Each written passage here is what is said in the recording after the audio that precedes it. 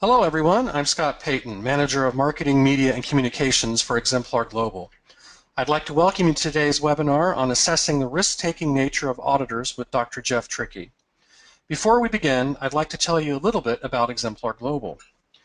We provide personnel certification, credential management for individuals seeking further professional recognition, and independent certification for training providers to enhance their course quality and outcomes.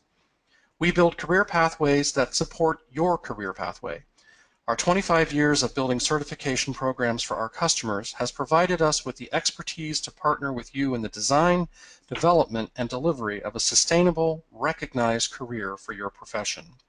Our goal is to help guide your career requirements through our knowledge of what industry is seeking. I'd also like to go over a few housekeeping items for today's webinar. The session will be muted to minimize ambient noise and distractions, and we will have time at the end of today's presentation for a question and answer session. Please use the question function in the menu to submit your questions. You can submit your questions at any time during the session, and Dr. Trickey will answer them at the end of the presentation. Finally, after today's webinar concludes, you'll receive an email from us with a link to a recording of today's session, which you can view again as often as you like. And you'll also receive a $10 credit toward a risk assessment. I'd like to introduce our presenter, Dr. Geoff Trickey. Geoff is a chartered psychologist with a bachelor's degree in psychology and a Master of Science in Educational Psychology from University College London. He is a Fellow of the Royal Society of Arts and an Associate Fellow of the British Psychological Society. Through roles as Honorary Research Fellow at University College London, European Manager for the Psychological Corporation in San Antonio, followed by a long association with Bob and Joyce Hogan at Hogan Assessment Systems, Dr. Trickey has been privileged to work with an exceptionally influential pool of talent and laid the basis for an informed global perspective on psychological practices. Geoff set up PCL in 1992 and has overseen its continuous growth to establish its current global presence. He now devotes much of his time to research-based consultancy and innovative product development. Geoff, take it away. Thanks very much, Scott. Good morning, everybody. A couple of words about PCL only. 24 years since we founded the Psychological Consultancy Limited. We run an innovative practice which is very research-based.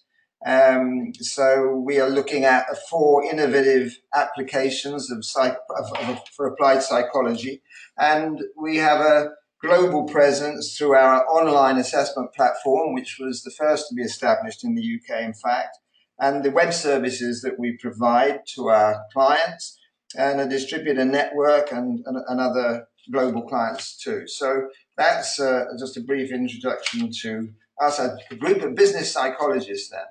And our association with Exemplar Global goes back some time.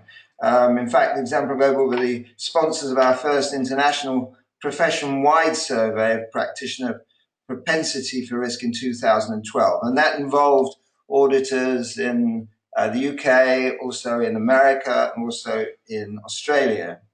And that association with Exemplar Global has helped us as practitioners to keep in touch with developments with the ISO guidelines, for example, and the BSI guidelines, and what the general discussion about auditing and regulation of practices in the auditing area.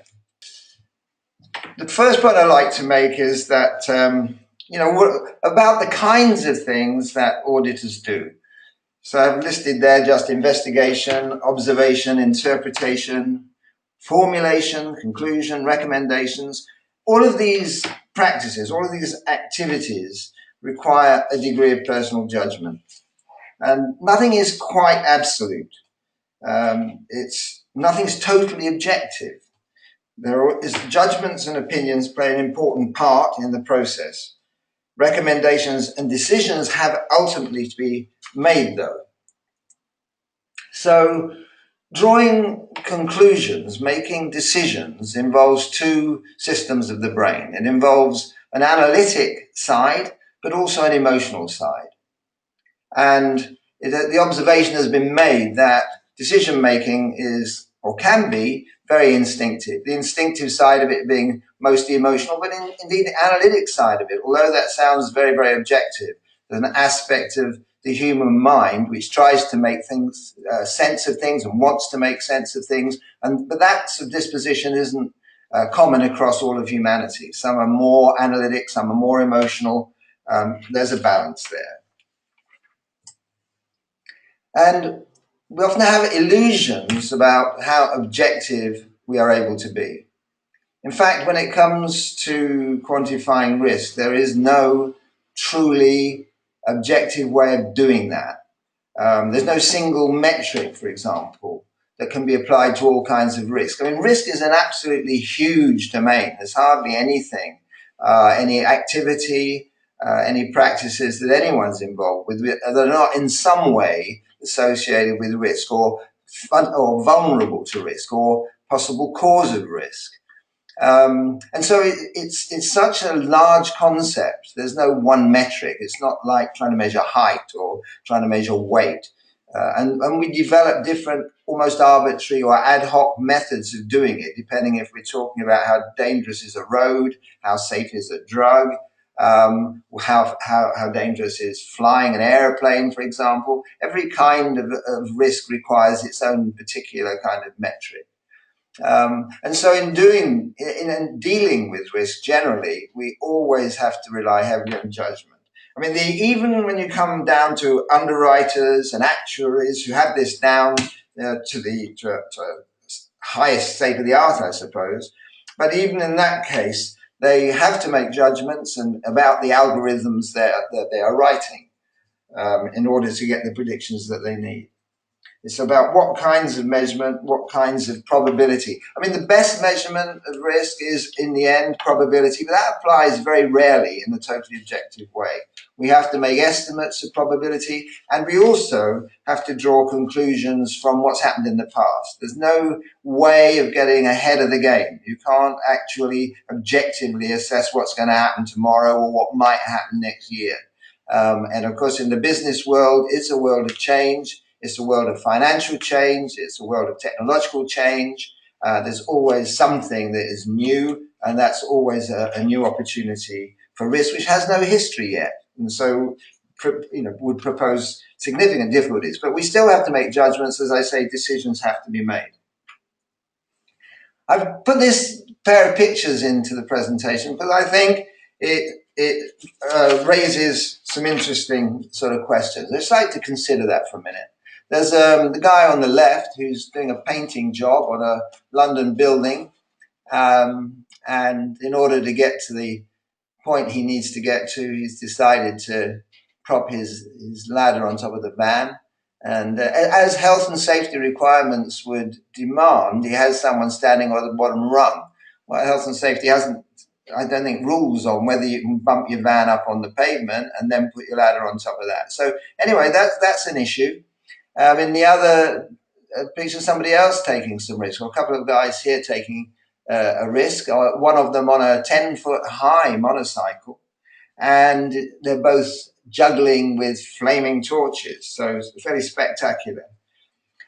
When we are judging the amount of risk going on here, I mean, what is it that influences us most? Is it the focus, is it the risk itself that is actually being perpetrated, if you like?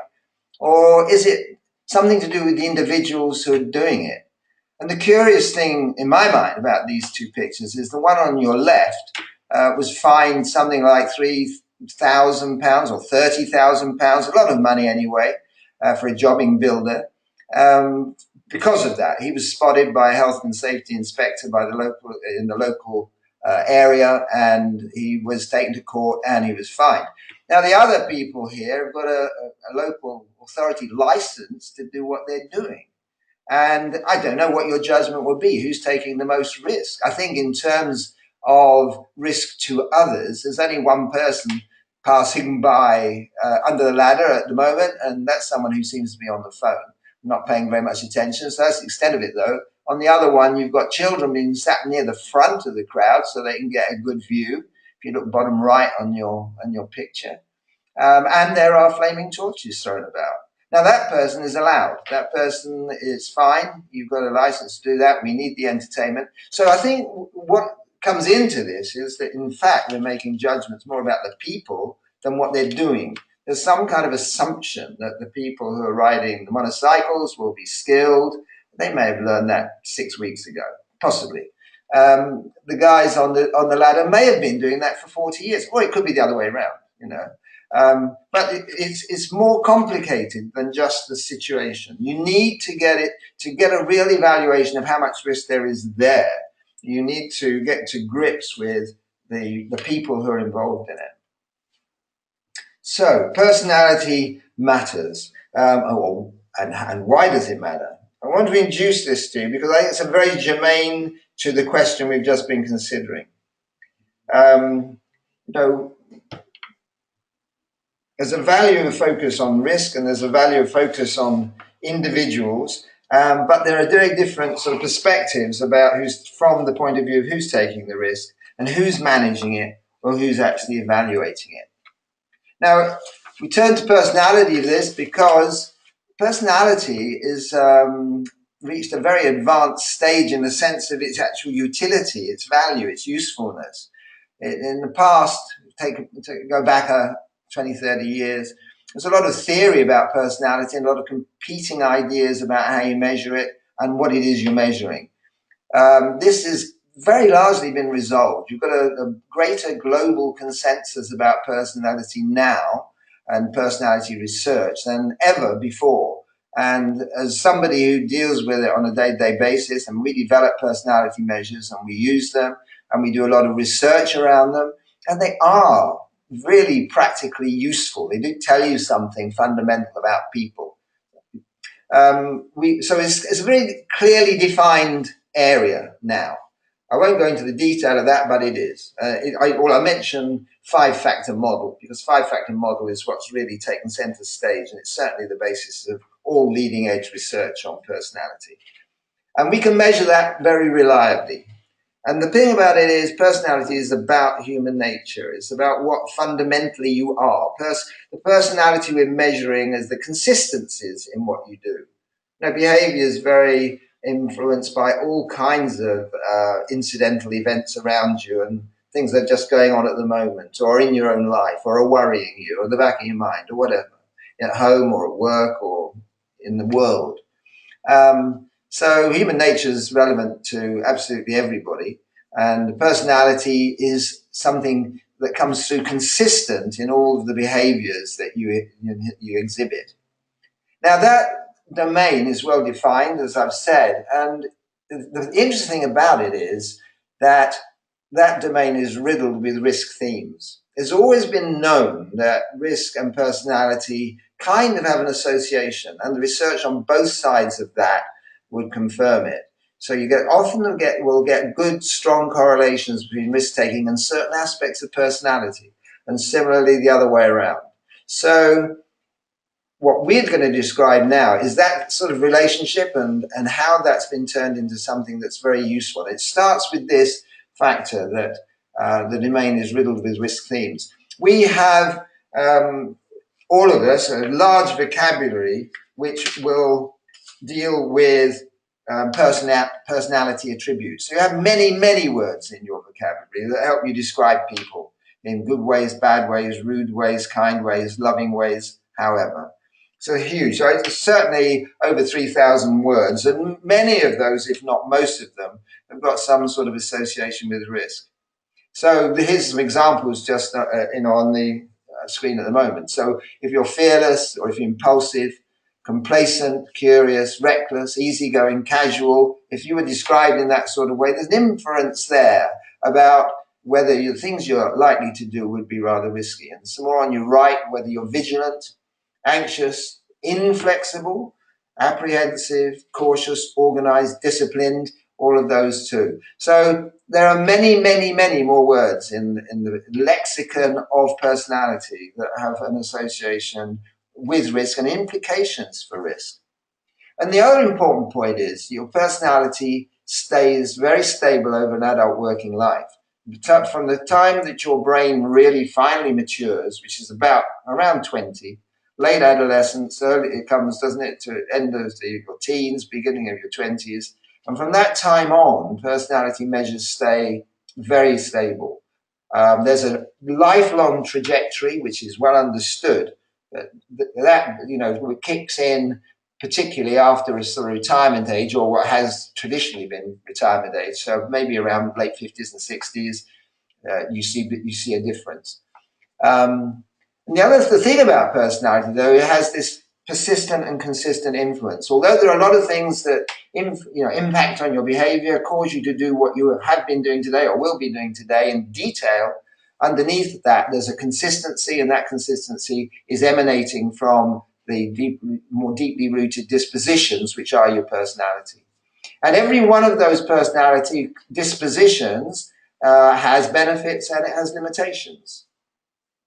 So it's not about having a good personality or bad personality. It only becomes appropriate or not appropriate depending on what you're trying to do. In fact, it doesn't even become appropriate or inappropriate. It becomes harder to do things that are contrary to your nature, but you can probably do them. And so it's not that necessarily having a personality determines what you will do. But personality assesses these and identifies these deep-rooted individual characteristics.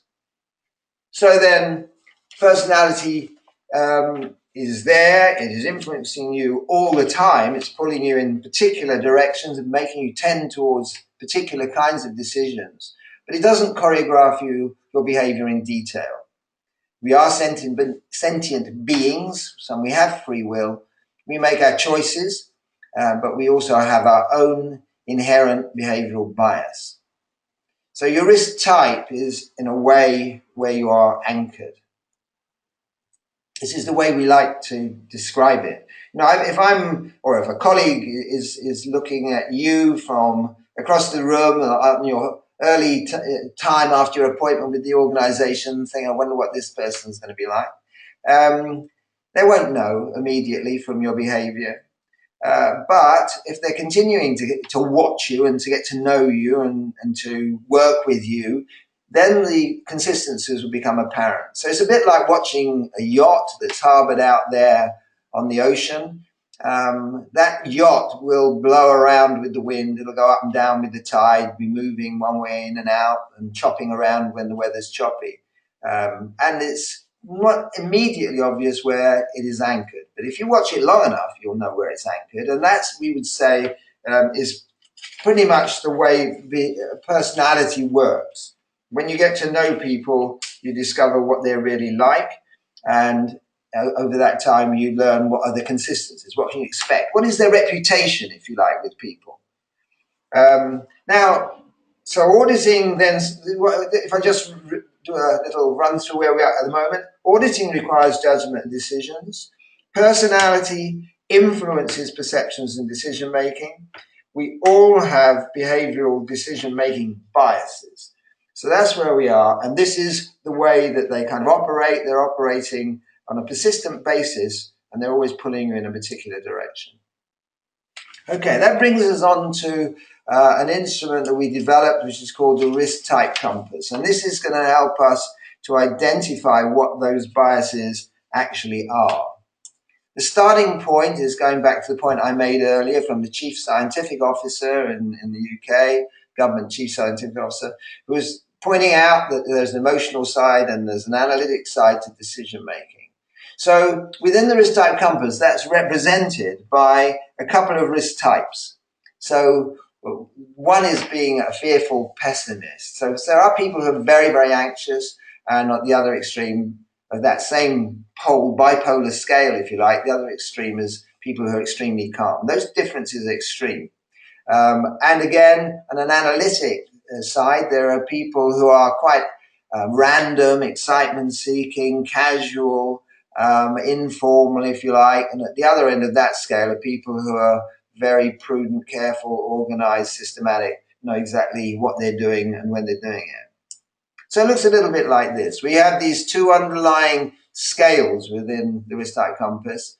The intense then are the people who are the most emotional. Intense people are always pessimistic, more so than other people. They expect the worst, or they're prepared for the worst, because they have very sensitive antennae to risk, and they are on the lookout for it the whole time too. So they're anxious, reticent about things, apprehensive, and that is their style, if you like.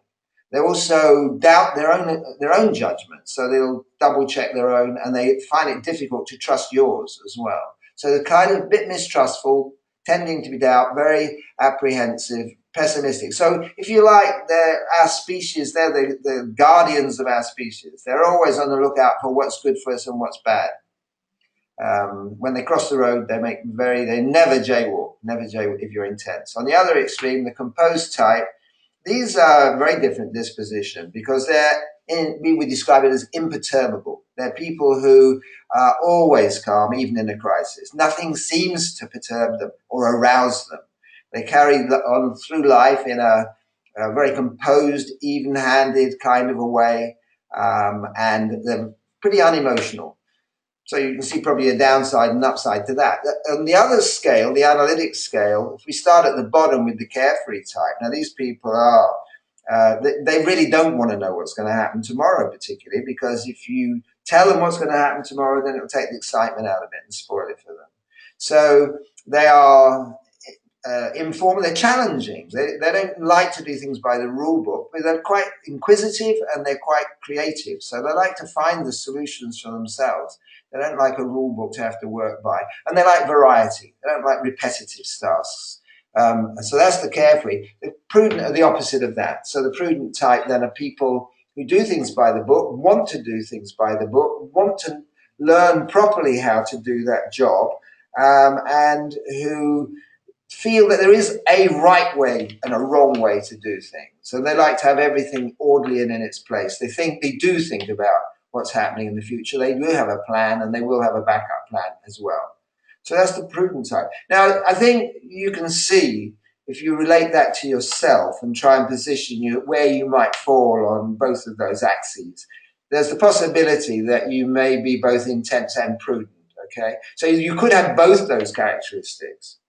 And similarly at the bottom, you could be both carefree and composed. That's possible, and it happens. So for that reason, we have to introduce 4 more scales into the compass to take care of, as it were, the northeast, southwest sort of axes of the compass. And so if you go to the top now, the wary risk type, these are people who have got 2 reasons to be risk averse. The first is that they're fearful and anxious and very alert to risk. And the second is they anyway want everything organized and systematic. So they want to peer into the future, see what's happening. And so a wary type is very much wanting to be in control. They want to control what's going on around them. They see the control aspect of everything. They feel the world ought to be more controlled than it is. There ought to be more rules, there ought to be more regulations. People generally ought to conform to expectations. So that's that end. The other end, the adventurous type, have 2 reasons why they're risk-taking. These guys are risk-taking because they're carefree and casual and excitement-seeking. So they like stimulation and variety and change, remember. And the composed type, remember, these are calm. They're so calm and imperturbable. They don't notice risk. They don't react to it. They're not alert to it. So your adventurous type is both of those factors. The chemistry that goes on between them produces that adventurous type. So they're intrepid. They will, at the extreme case, go and do anything. On the other axis, the excitable and the deliberate types, well, the deliberate type has both the prudent and the composed characteristics. So they are calm. They don't worry about dealing with things that may have a lot of risk associated with them, but they go about it in a prudent way. So they may do a life-changing event. They might decide to go and live in Australia with their family, and with all the complexities that involves, finding new schools, getting jobs, and so on, selling up a home, all that. So they would do that. They'd be very up for it, but they would do it in a very controlled way. And they would plan it carefully and give it the best chance of succeeding. At the other side, you've got people who are a really interesting group, because they are in conflict in a sense, because they're both anxious and self-doubting as the intense type are. But at the same time, they're very attracted to excitement. And they therefore have this sort of way of handling life which tends to be a bit unpredictable. They may be in either of those modes. They have an attraction to the risky option, but on the other hand, they know very well that it might go wrong. They're aware of its downside and what could go wrong in trying to achieve that particular objective, whatever it might be. So they live a life of uncertainty in a way because they are either one or the other and likely to make impulsive decisions if they do. They have to get really keyed up before they make that decision to go for the exciting option because they're well aware of what the downside may be. Okay, so here's a compass. This is how it looks. And this person, the person who's been assessed here, is somebody who we describe as deliberate. So this is one of those people then who are both very organized, systematic, procedural, conventional in a way, because in the sense they want to do things by the book, but they're not fearful. There's nothing, if this was an auditor, they could go into Enron and they could sign off on the books. It wouldn't keep them awake at night, the fact that there are billions and billions of dollars involved in that. So the other thing to say about the risk type compass, we talk about risk type, but as you can see, it's actually a continuous spectrum. Those titles are not pigeonholes to put people in. They're simply reference points so that we know whereabouts in the compass we are and what we're talking about, so we can communicate. It's a bit like you have numbers on a clock. Time actually is not divided up, is it? It's continuous, but we can't make sense of it unless we know where we are. So we put numbers on the clock. We can all talk about it. We can all understand what we're talking about. So that's why we have the risk types. It's not actually a strict typology, but it's a very helpful taxonomy, if you like. This particular person, for example, is very near to prudent. So that tells you that they're more influenced in their deliberate nature. They're more influenced by the prudent dimension on the underlying scale than they are by the composed one. So although they will be a deliberate type and they'll conform broadly to that description, or they'll have characteristics within that description, it'll be influenced more towards the prudent side. And the other thing you have to notice is that person is nearer to the center than to the rim. If they were near the rim, they would be the kinds of person that I've been describing, which are extreme. They're all, the descriptions I've been giving you, just for clarity really, are all the very extreme characteristics. And this person doesn't have an extreme deliberate nature, but they have a distinctively deliberate nature. If you got into the axis center, the center point there, then where about 1 in 10 people will, then you can't easily ascribe a particular risk type to them, not with confidence. And there's one dot right in the middle, well, you have no chance there. And so there are particular characteristics, of course, about the axis type, and then a particularly, in some ways, advantageous situation because they have a very good perspective about themselves and other people. This is an illustration of the distribution of risk types. So, it reflects actually the quality of the underlying measurement, because this was a eureka moment when we first came across this data. I think the first time we realized what was happening when we had about 4,000 people had completed the risk type compass. And this is the kind of distribution we have. So visually, that's exactly what it is. And on the right, you can see what actually that stacks up to in terms of percentages. So you can see it's around the 10 to 12% in each of those sectors. And that's not a standardized sample. I mean, we're looking at, it's very broadly drawn from a wide range of different industries deliberately to try and mix it up as much as possible. But it wasn't a stratified sample. It wasn't a systematically drawn one. It's what we might call an opportunistic sample.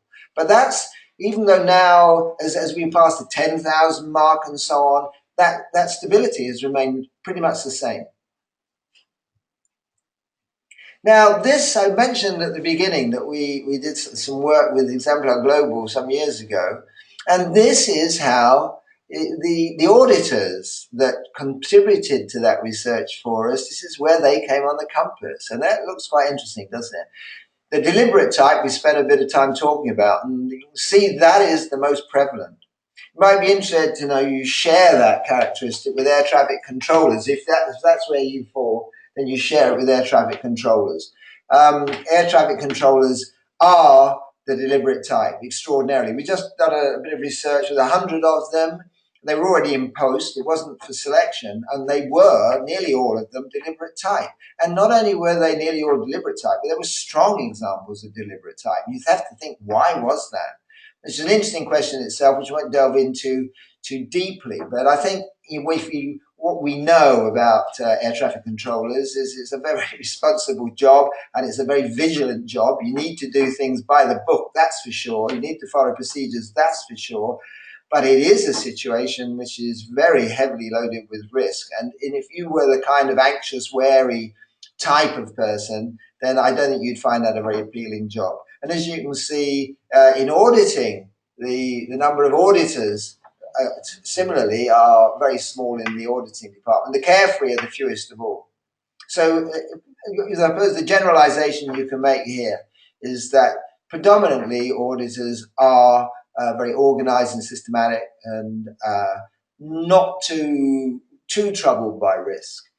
They're kind of not too risk averse in the sense emotionally they can cope with the risk, but they do want to do it in a very systematic way.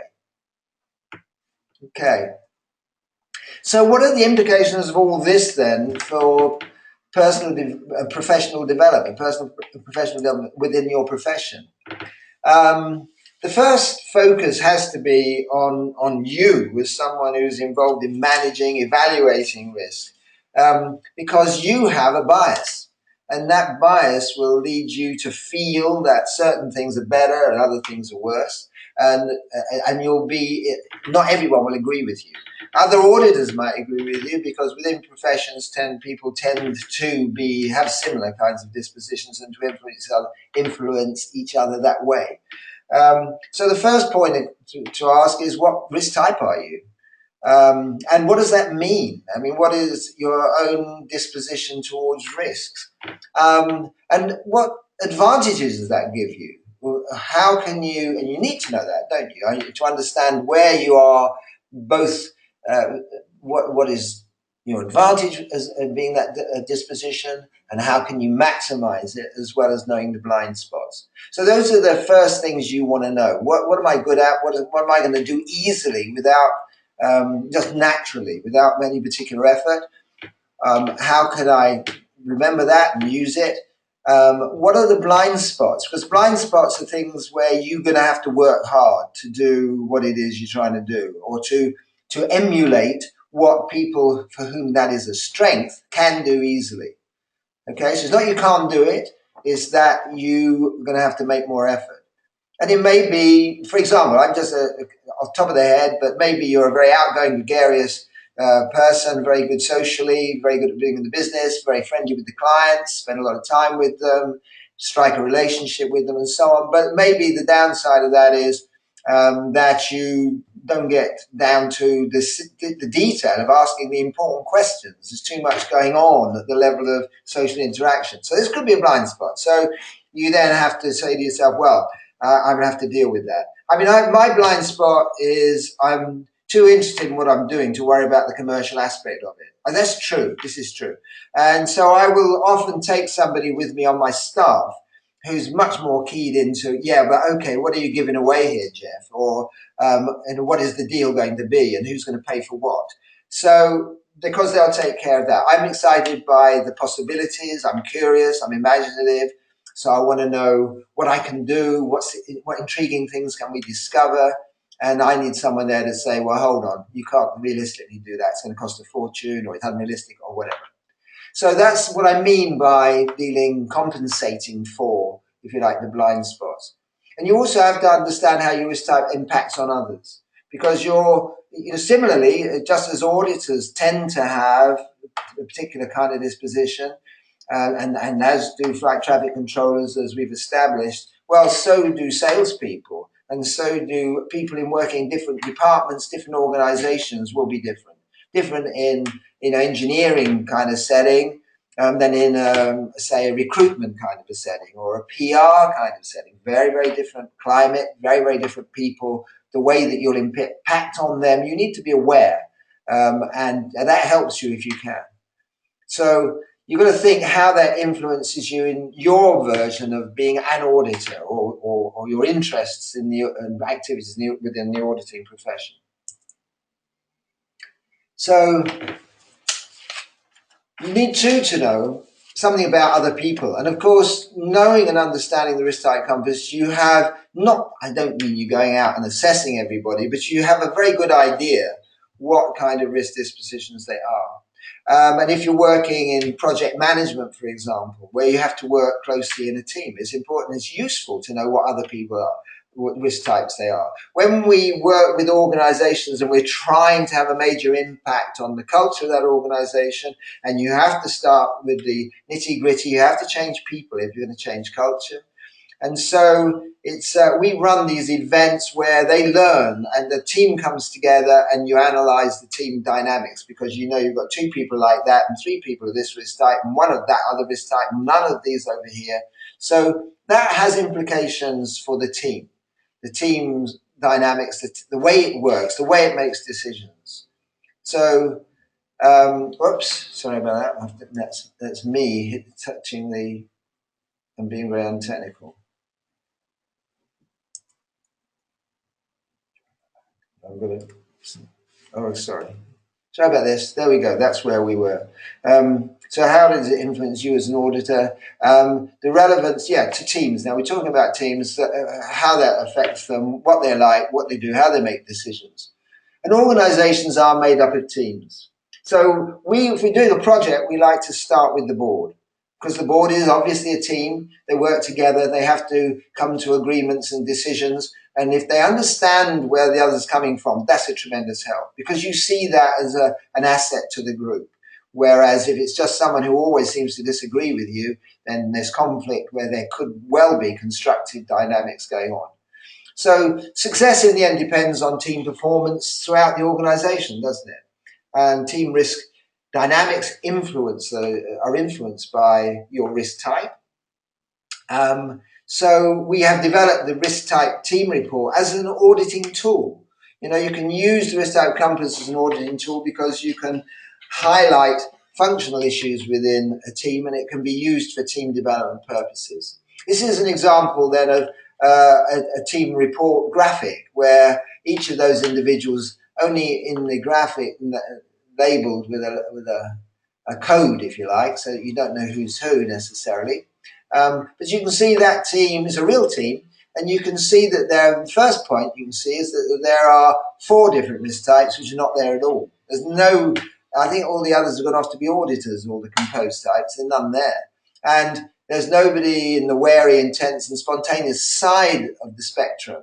So all of these people then are rather towards the calm end, although there's none that are specifically composed, they're on that side of the compass. So you can begin to see what's missing, what's the prevalence, where the people are positioned, so you can get an idea of who will be an outlier, like your one carefree type here. That person's going to stand out. And where there will be potential factions within the team and dysfunctional factions. And what you want to do is bring that together and turn that into positive chemistry. Because once we know what we're dealing with, each of us in the team, then we perform much better with a much greater degree of understanding. You know, it's a bit like in an organization. This is just a flowchart taken off the internet, but it's an example, isn't it? Very often within organizations, we use these kinds of charts to say what should be happening, what ought to happen. But we tend not to be taking account who's in the box. So that's why, what's in the box? You know, who is in accounts? Who is in the order department dealing with the suppliers? I mean, is it someone who is outgoing and sociable and spends all their time talking to them to the point that they don't get the job done? Or are they the people who are very short on words and don't deal with that conversation very easily? Either of those extremes could not be very helpful. And it's the same, obviously, for any of the boxes in any flow diagram. You can draw these things. You can say, well, this is going to work fabulously. But it won't if you haven't got the right people in the right box. So knowing those kinds of characteristics is a very constructive way of looking at it, and something that we would say when we're working with project managers. So the international standard scene is changing all the time. What we know about it is they're increasingly recognizing these kind of softer aspects of people's professional style, if you like to put it that way. So there are two specifics there that where you can see the relevance, but all these, as you know, ISO is continually being updated, as are all the other standards and regulatory frameworks within which we all have to work. And trying to keep in touch with those is important. But my point here is that those bodies are increasingly talking about personality, constantly recognizing that that is a fundamental feature that doesn't change over a lifetime. The research is getting through to that kind of a level, and it's having an impact there. So I'm just going to quickly glance through some features of the Risk Type Compass report, and then that'll be it, and we'll be ready for your questions. But we have an exemplar report. Just gives you a really thumbnail of each of the risk types at the beginning. This is for the person receiving the report, who may have no knowledge of risk type, remember. So it just gives you a couple of lines, a few adjectives, and a one-liner to describe what characterizes that type. And they're in order from the top being the most risk-averse to the bottom to be the most the risk-taking, from the wary to the adventurous. Then you'll be told, if you complete this yourselves, and I hope you will, you'll get a bit of text which describes your risk type. Now that's described, that's a standard description. So what your job is then is to look at that and look at your position, judge to what extent that really does apply to you because of your position. This particular individual is quite a mild version of that particular risk type. Now you get some information about the opposite type as well, because that helps you locate yourself. Those are the things you are not. So on the report, you'll get both of those. And if you're very near to a boundary, then you'll also get some information about the neighboring risk type, because those things all will be influencing you. And then you get some statements about what that means for your risk perception, your reaction to risk, how likely you are to take risks yourself, how you enjoy taking risk or risk seeking or risk avoiding, and the implications of decision making. And then we list and enumerate for you what we would see as the upside and downside. Now, these work. These are really great things to go through yourself, and just consider these things, because they will apply to some, if not all, in every case. But they will apply very broadly within your risk type. So you've got your upsides, then you've got the downsides to consider, things you need to take care of. And you also have your overall risk tolerance index. That's the graphic at the bottom, and you can see where you sit in relation to typical people of other risk types. But at the top of that page is a very important piece, because within the risk type compass, there are a number of specific characteristics that are tapped into. Each of those underlying scales has a series of sub-themes. And if you are distinct in any one of those ways, it's flagged up here, because that can qualify your risk type in a way. It finesses it. One quick example on this, traders, city traders, Wall Street traders, in England we call them city traders, and they tend to be risk-taking to some degree. Obviously, that's what their job is, about taking risk and managing it well. But what you find, so you'd expect them to be pretty composed and calm. But what you find is even if they are composed and calm, they tend to have one of those themes which actually wouldn't expect to find there, which is that they're mistrustful. That means to say, now, and you can see why that works for traders, because traders have got to take with a pinch of salt whatever pronouncements might be being made for political reasons or for economic reasons, to calm shareholders or to influence the public or to put the government in a good light. So you get these sort of statements about what's happening financially, and those people use their judgment, and they have to be alert to the idea that those things may not be worth listening to. So they have that sort of suspiciousness that you kind of more expect to find with the wary type, but it, in the case of traders, it is significant. Okay, so that concludes my contribution for today, but we'll now hand you over to Tony, who's going to read out some of your questions. Lovely. I'd just like to thank Geoff and Scott for that presentation. I'd also like to remind everyone that you will be able to receive a copy of the recording of the webinar along with slides and a means to access the risk outcomes assessment in an email that we'll be sending out after the end of this session. So yes, to move on to your questions, there's still time to enter them into the questions box as well if you would like to. So firstly, Geoff, can you change risk type? Well, over a lifetime, as I said to you before, risk type is effectively a personality assessment. It's a derived from personality assessment. And personality stays very stable over a working life. So your risk type doesn't change, but your behavior obviously can. I mean, what you hope is that people will use the information from their risk type to moderate their behavior, because they may be excessively relying on things which are just not there. You know, when I say it doesn't change, I said also, I follow caveat to that is it does change as you get older. People get more cautious and more anxious as they get elderly, obviously. You know, they would have rushed out in the snow as a young person. They're very worried about going out in the snow when they're older and frightened of falling. But and also, I mean, personality is affected in a sense when you're going through tough times, for example, or if you have a particularly traumatic incident, then that may have an effect. It's not obviously, that doesn't change your genes, but it does change your emotionality perhaps, and the expression you give to it and your apprehensiveness. But generally speaking, no. I mean, the general answer to that question would certainly be a resounding no on the basis of personality research. If that's what you are, then that is likely to be the temperament that you're going to have and continue to have. Okay. Can the risk type compass be applied to an organisation? Yes, it can. I mean, organisational change isn't an easy thing to achieve. It's something that's talked about a lot, and there are a lot of consultancies that will work in that kind of a way.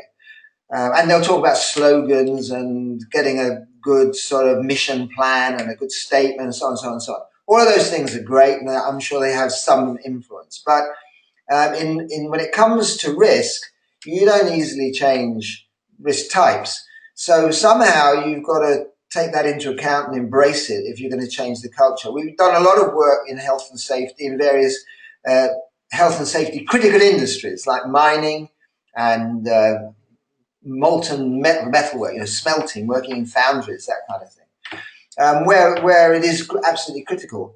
And we will change, our efforts to change the climate will involve everybody in the organization. So we would do a survey of risk types. We would then gather people, starting with the board, and work as teams and work our way through the organization. So you get to the point where people are able to be open about their risk type. You know, the thing about in the health and safety domain is what you're asked for is almost blind obedience. I mean, people are working towards zero risk. They want people to be absolutely obedient, and there's no discretion about that, and there never should be, obviously. People's safety is at stake. It's the way you go about it. If you do it top down all the time, and in an oppressive sort of way, you alienate staff, you lose their engagement, their commitment, their willingness to graft for you.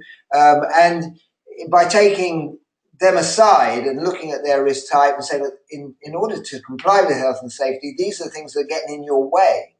And this obviously it happens, particularly in dangerous industries, because in dangerous industries, you don't get people who are fearful.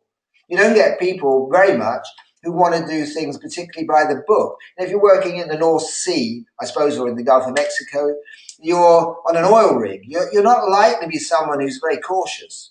So, you've got a bias there, and that person is being asked to obey lots of regulatory requirements in the job.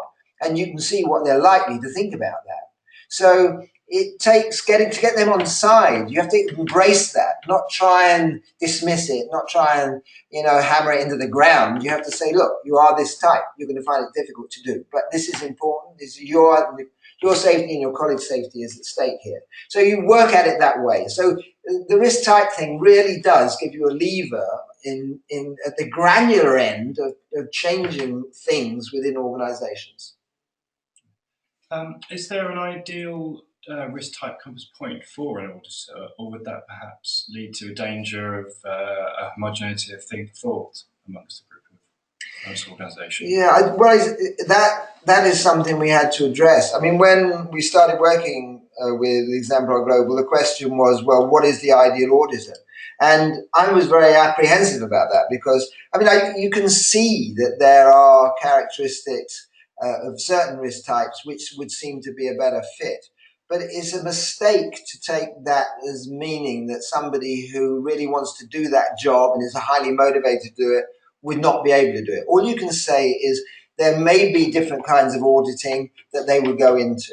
That could be a factor. Working in the different kinds of organisations, for example, working in organisations which perhaps are more akin to your risk type may be an advantage because you would see eye to eye those people, you'd understand them, you communicate better with them, you'd have perhaps more influence in it in terms of getting to the information that you need as an auditor, navigating your way through the organisation to get what you need in order to be able to make a positive contribution to the organisation. So if you're somebody who is able to compensate in that way and to take that into account, as I have to when I go out on a mission and take someone with me who I think will complement my contribution, then you can play it that way. So I would say with any organization or any sphere, there isn't an ideal and only risk type. The other point, obviously, you have to take into account is someone maybe, as we saw amongst auditors, there are one or two carefree types. But, how strong were those carefree types? They may well be quite mildly people who are carefree. So they'll be more curious, they'll be more questioning, they'll like to do things in different ways. But at the same time, you wouldn't say that there's anything wrong with them being the job. That is a performance issue after the event. But certainly it would help them to know where they stood in relation to those things, and risk type would help them to do that. Is there a way that the way you perceive risks to your own person, you may perceive them differently in your professional practice, or is your outlook, the standpoint of your outlook, going to remain the same? Well, I think obviously in your professional practice, you do things in a more disciplined way. So that's a factor. I mean, it's an ameliorating factor, but it doesn't really influence your risk type, except being a response to it. I think what we have found is that people see this in their everyday life.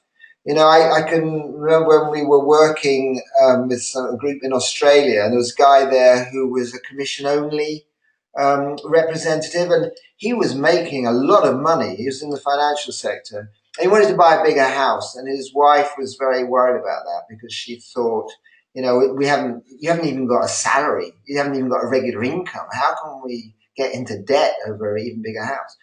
And then they were at odds about it, and he just said, "Do you mind if I give it to my wife?" Which is a good move, because he found that she was quite risk averse. And, the problem is with those kinds of disagreements, and that can happen in a boardroom, it can happen in a team, it can happen in all kinds of work situations. You tend to take it personally. If someone is constantly, for example, questioning your driving, if you have a partner who's more risk averse and you're a bit adventurous, then that's going to annoy you after a while. And you have to know and understand that they are not just getting on your case because, I don't know, they've got some grudge against you or they've got it in for you. It's because they're really genuinely fearful and you're making them very anxious. And then, once you know that, you can take that into account when you're driving. You might need reminding every now and again because your disposition is different. So you're not going to revert to a different kind of driver, but it's something that you can take into account and you can manage it. Okay. Yeah. Should we go for one more? Okay, if you like. Is there time? Yeah. 5 minutes. Do you have any good examples of how the tool has been used in the market? Well, do you mean in trading markets? In trading or the auditing market, either. Oh, I see. I have. Well, I think we've done a lot of work recently with trading. We do a lot with auditors. And in financial auditors and business management type auditing as well. But the interesting, some very interesting findings. I've already covered one with the traders in the city, and it's proving really valuable there because it's become a very recognized coaching tool. So there are a number of specialist coaching organizations who offer coaching to the big financial institutions, specifically for traders. And traders find it extremely helpful to improve their performance. They understand why they're making mistakes that they are, and they can learn better to adopt different strategies or to take a different trading role, because there's much more variety in trading than I've alluded to. But there's a lot of difference between the way people trade and the kinds of trading, what they're trading and how they're trading, both different things, and that will be a factor. Now, the same kind of thing I think would be the same with auditors. I mean, if coaching, and coaching is a phenomenon, isn't it? It's a growing phenomenon, certainly I think in the UK and America, where people in responsible positions seek coaching to help guide their professional development. And this would be a great tool for that. It's been used in coaching with police force, for example, as well, and various other sectors. But most recently, a lot of very positive work in helping people in the city trading to really have a big impact on their book and how much money they're making. Well, thank you for that, Geoff. That was very enlightening, very interesting. We'd like to say thank you to everyone who's attended through the webinar. There's a few questions we couldn't get to, but we'll be able to respond to them via email. We'll get to you directly on that front. As I said, yes, there'll be an email going out with the recording and PDFs of the slides as well. If you have any questions regarding the Risk Type Compass, you can always contact Exemplar Global or ourselves, PCL. And there's also a Risk Type Compass group on LinkedIn, which will keep you up to date with our kind of latest research and developments. Also, there's Twitter as well, which our PCL Twitter, which will have a kind of full list of our range of risk products and developments. So yeah, thank you very much. Thank you for that, Geoff. Pleasure. It's a pleasure. Thank you very much, everybody. Okay. Bye.